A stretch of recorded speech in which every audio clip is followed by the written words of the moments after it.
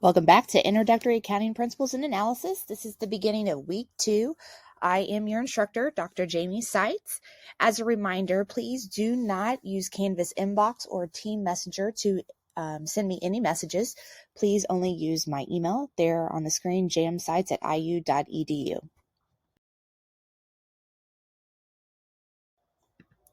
So as we talked about earlier, we're going to look at the cost volume profit analysis, and it says, how do changes in sales activity affect contribution margin and net income or loss? So one of the things that I want to make sure that you understand is that you need to go back and review that contribution margin income statement from our last time together, where we said that sales less variable costs equal the contribution margin. Then we subtract out all those fixed costs to arrive at net income. If you're following along too with the worksheets, you can go ahead and write that down on the worksheet again, just as another reminder of the calculation.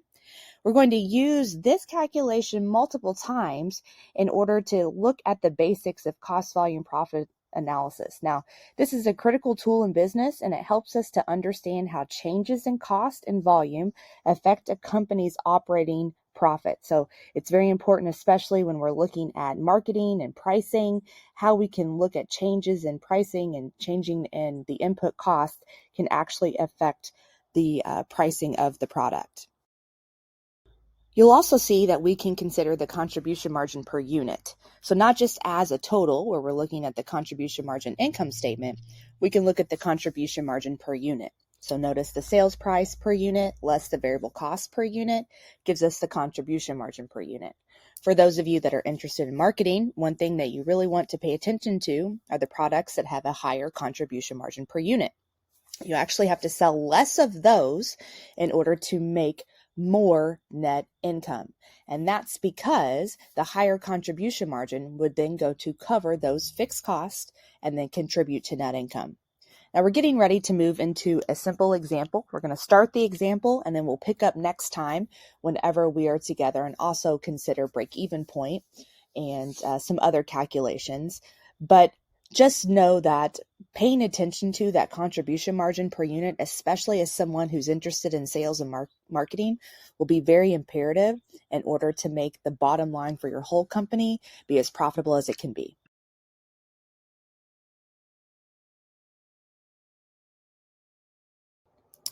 All right, so let's start with this example here, and let's pretend that we are producing a pair of shoes that the selling price is $100.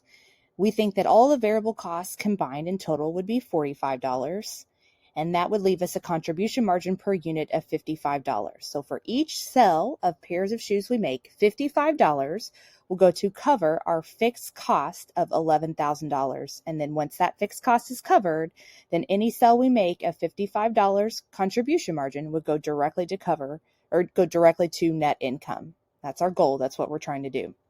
So the sales volume, we're going to see across the top here, we have units sold and sales volume. And this is the number of units sold.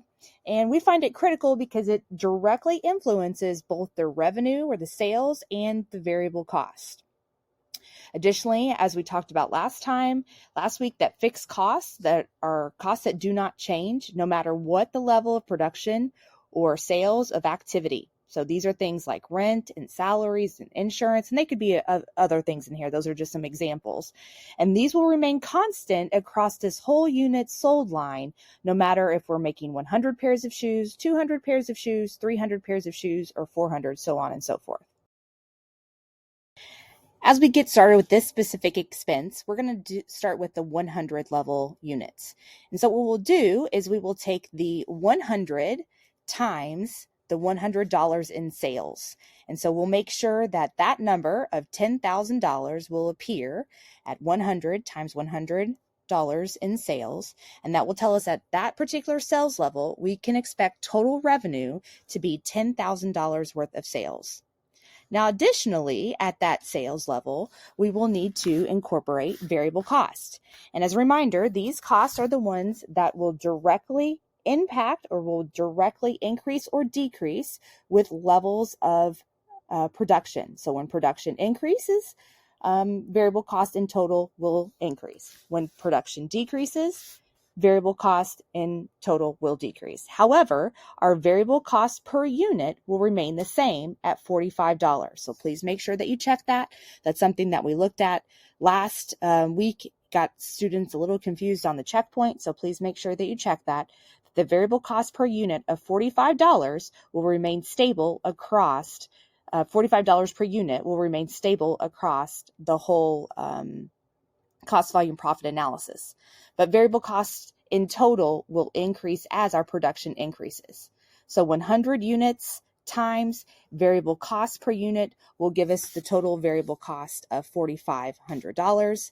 And that would leave us with a contribution margin per unit, or contribution margin in total, of $5,500. Now that means that we only have $5,500 to cover those fixed costs, these fixed costs that do not change, like rent and salaries. That $11,000 would not change. And as you can see then, if we only sell 100 pairs of shoes, we will not have enough in sales in order to make a profit. In fact, we will record a net loss of $5,500. All right, so at this time, I want you to do the same types of calculation, but at the 300 level. Skip the 200 level and go directly to the 300 level. Pause the video, take the time. How did you do? Did you get the correct answer? So when you take the 300 units times the selling price of $100 per unit, you should have got $30,000. You should record $30,000 in total. 300 units times $45 per unit for variable cost. Remember, variable cost per unit never changes. That gives us a total variable cost of 13,500 units. That leaves us with a contribution margin of 16,500. And thankfully, that's well enough to cover those fixed costs that never change in total of $11,000. And that now leaves us with a net income in the positive, in the black, of $5,500. Here's what I want you to do for next time. I want you to fill out the rest of the cost volume profit analysis at the 200 level, at the 400 level, 5 and 600 unit level. Bring that with you to class so we can check it. If you don't have it right, it's okay. We can check and see what's going on, but make sure you have that done and completed prior to coming to class. Make sure that you're reviewing how variable costs interact whenever there's a production increase and decrease on a per unit basis and in total, and the same for fixed cost. We will look at a fixed cost per unit whenever we come to class next time, break-even point, and target profit. You can follow along using that spreadsheet that's linked in the worksheet if you would like to on Canvas, in the PDF of the worksheet or the PDF of the slides. See you next time.